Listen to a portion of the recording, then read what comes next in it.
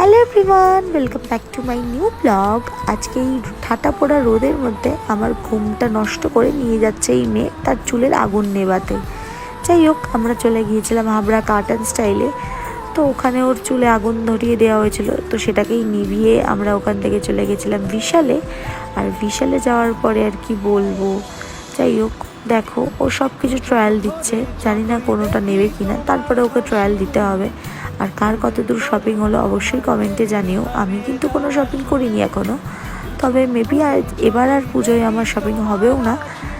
তো আমি আর দিয়া চলে গেছিলাম ট্রায়াল রুমে। এই ড্রেসটার কালারটা আমার ভীষণই ভালো লেগেছিলো, বাট কোয়ালিটিটা খুব একটা ভালো না।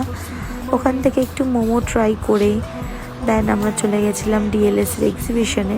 আমি একটা ব্রেসলেট নিয়েছিলাম আর দিয়া একটা লিপস্টিক নিয়ে ওখান থেকে আবার চলে গেছিলাম আমাদের এখানে একটা আইসক্রিম পার্লারে। ওখান থেকে একটা কোল্ড কফি নিয়েছিলাম, যেটার প্রাইসটা আমার একটু বেশি লেগেছিলো টেস্ট অনুযায়ী। ওখান থেকে খাওয়া দাওয়া করে বাড়ি চলে এসেছিলাম। আজকের মতো এইটুকুই, টাটা বাই।